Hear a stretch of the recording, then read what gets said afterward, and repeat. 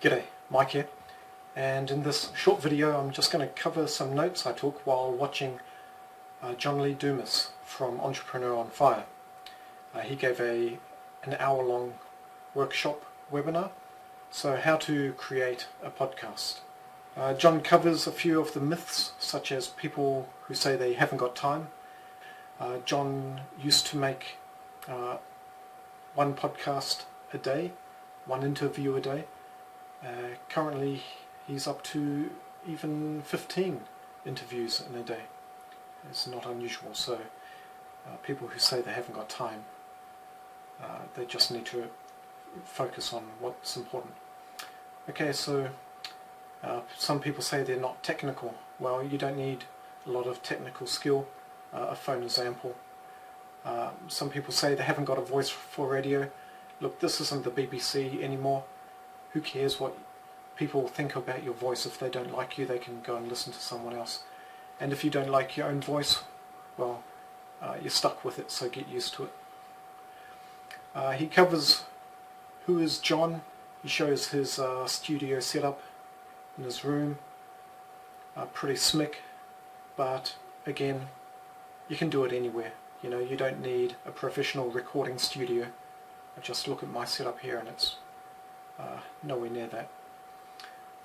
Covered a few of the myths already. Yeah, after John came back from Iraq, he spent 6 years. He went to law school, tried the corporate life, tried real estate, hated them all, just wasn't passionate about it. And it wasn't until he actually thought about what he was passionate about, thought about the skills that he had, and looked for an overlap, that he went out and tried podcasts.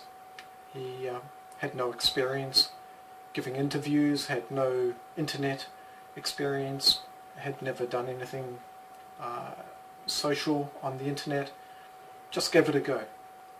He talks about what you should podcast about, and I've touched on this, going over your passions. One thing you should think about when considering podcasts is have a unique selling point. Be different to everyone else out there. And one way, obviously, is to be yourself. No one else is like you. Have a format. So John's format is to ask his guests to tell a story about their worst entrepreneurial moment. And then he asks them, you know, how did they overcome it, and if they've got any advice for people considering getting into podcasting. So differentiate yourself.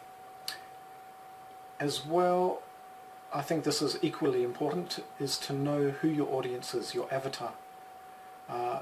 So John's avatar is Jimmy. You know, he's a 36-year-old guy. The point is, you've got to know your avatar intimately.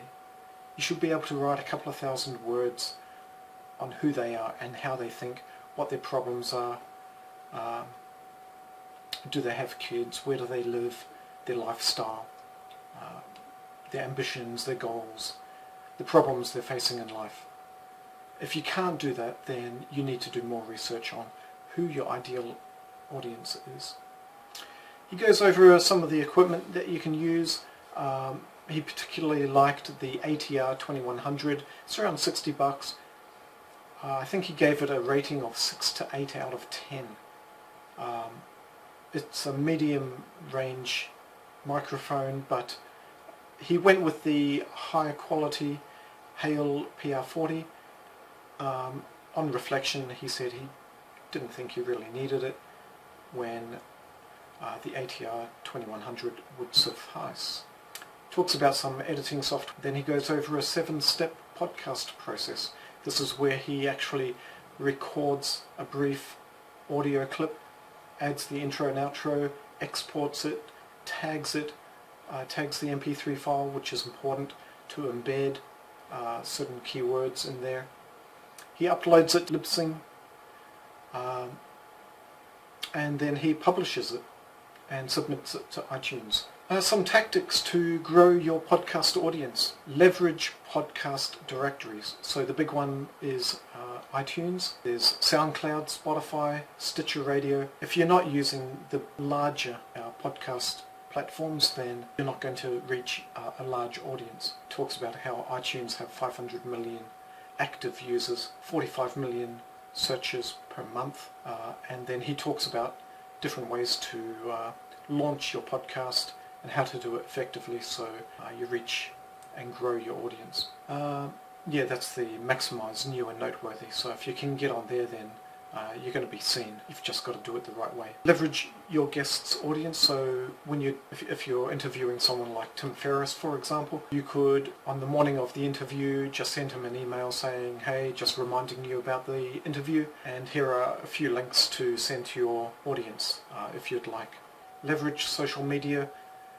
If you're not on all the main social media platforms, there's Google+, Facebook, LinkedIn, Twitter, Instagram, recent one, Snapchat, Pinterest, Tumblr. The list just goes on and on. It's endless, but there are some that have better results than others. Okay, he talks about how the podcast makes money through coaching and membership masterminds, crowdfunding, affiliate, sponsorship. You sell products. Then he goes into the podcaster's paradise, and he goes in quite in depth, not in detail, but from what I saw, it's clearly a worthwhile membership if you can get it, if you can afford what he's asking. He's been going for a few years, and as you can imagine, there is a lot of content. Videos on everything you can imagine, everything that you would need if you're doing podcasts, tactics, checklists, 9-step program, how to record your podcast on Skype, using Adobe Audition, Audacity, GarageBand, the complete podcast workflow, your podcast launch strategy, that's how to do it properly, success stories, how to grow your podcast. You know, it really takes it from a beginner up to an advanced person who wants to take their podcast to the next level. How to use different social media, how to monetize it, different templates to use. Even goes into the legality side of it. They've got a accountability partner, which I thought was really good, just to keep you moving forward. Different resources, growth tactics, monetization. There are people on there who are offering jobs. Keep it in the family, as he calls it. Yeah, and then he goes into all the webinars that he's recorded. And of course, if you are a student and you implement what John is teaching, then you're going to get your podcast up on the first page of iTunes, and you're going to grow your audience really well. I've got pages and pages of the different podcasts and the different niches that he's gone through, every niche that you can imagine. And then there's a huge list of, if you want to be a guest on someone else's show, there are people to reach out to, as well as people who are willing to be a guest on your show. Just a fantastic resource. Not to mention the Facebook private group. And I think I'll leave it there. So, well, this has been fun. It's been an experiment. And until next time, it's bye for now.